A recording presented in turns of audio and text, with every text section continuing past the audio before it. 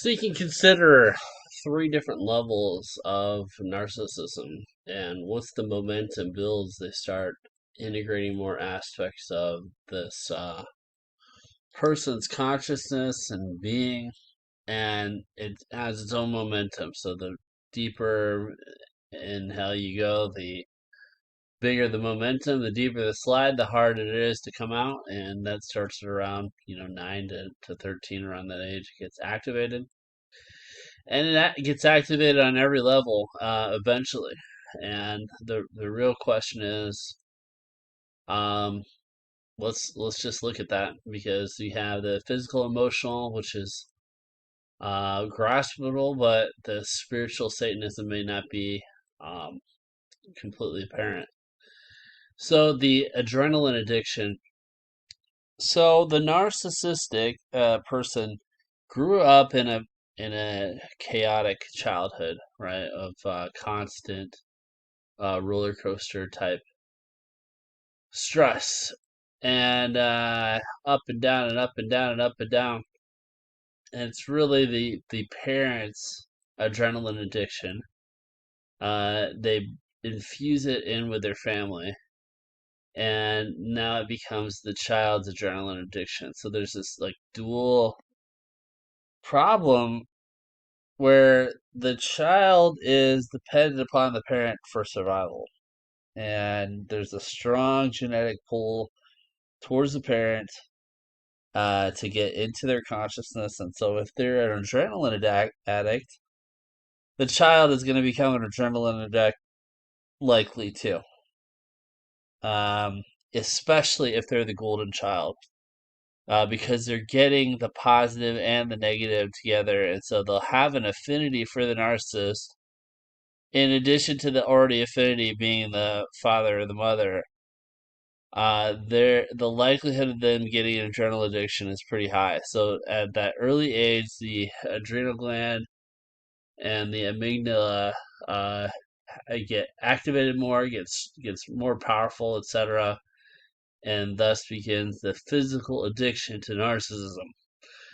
The scapegoat child is less likely to have this kind of addiction. Like, this is more of a borderline or self-esteem issue, depression, but because they hate the narcissist, um, they don't look up to the lifestyle, they don't emulate the behavior, and so the same adrenal addiction isn't necessarily there in the scapegoat child.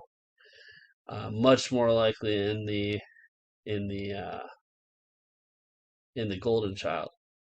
Let's take it up a notch. Beyond the physical, you have an emotional, psychological aspect of it. There's a fundamental human need for a sense of significance, a sense of stability. So if you look at Maslow, I like Tony Robbins' breakdown of six human needs. But a lot of things we do is for stability. A lot of things we do is for importance and getting esteem. And this in and of itself becomes basically the entire motivational matrix for the narcissist. Is you using other people for stability and importance. And it is a simple, very one-dimensional way of using other people.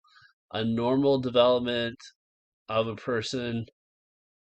Instead of stability, that you're my slave, I have stability, and we have mutual trust, mutual strength, etc. Like, I'm okay with trusting you with power. Um, I'm not attracted to you because I can control you. Um, you know, I don't gain a sense of importance from trying to control you. I gain a sense of importance by we have such great growth and synergy. The problem is you're shutting down a whole nother aspect of psychological emotional needs, right? So you have a need for growth. You have a need to give back. If you're constantly abusing the other person, you're not exercising your need to give back. You're not developing emotionally. You're stuck in time. You're frozen emotionally at the age of 13, right? Um, you're not finding healthy, sustainable ways to gain stability, and you're not developing deeper connections with other people. You're finding more deeper ways to manipulate them. Again, it is one dimensional. It is a limited hangout. You always have to find new sources of supply that never last long, and you always have to move on. So on an emotional level, that gets blunted as well, so you don't develop. And each step down deepens the physical addiction, deepens the emotional addiction.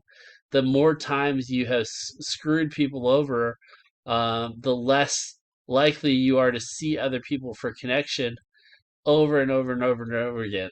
And it gets deeper and deeper. This actually goes towards the spiritual level as well. And this is fundamentally satanic when extended to its furthest possible range, and not all narcissists are capable of it, although all narcissists do this to some extent or another. So if you look at satanic ritual abuse, um, what do? They torture innocent babies. They get their amygdalas fueled up with adrenaline, and then they take the ambrosia, they harvest the ambrosia, harvest the stem cells, and they gain energy from it. That is a narcissist. That is a extreme example of physicalized narcissism, right? A narcissist will do a similar thing on an energetic level. They are attracted to the most well-meaning people, to harvest their energy, just like a vampire, and they get off on the suffering of this person, and they get off on their attraction to them, and then your manipulation of them and the destruction of these people. They get off on it, and on some level, it is anti-life, right? It is a homage to the satanic anti-life original story, kind of great deceiver. Narcissists are the foundation of fake world, really. And yes, it is a version compared to the actual physical act of torturing, murdering, and harvesting a child. Um, but it's in the same ball. It's in a similar ballpark, right? It's in the city of that same kind of energy. And not all narcissists are capable of that level of extreme. But energetically, that's really what they're doing. So it is a tough, tough disorder. It jumps generations, and it is very curious how society evolves out of it. Um, very challenging. The most you could do is say, hey, you can avoid the effects of it by recognizing the signs. Maybe on some level, school systems have some kind of intervention around that early age, the 9 to 13 age group, of narcissistic awareness. You can maybe avoid these deepening cycles with some level of awareness. But that's what we're trying to do here, trying to just bring awareness in the pattern. And thanks for listening. Take care.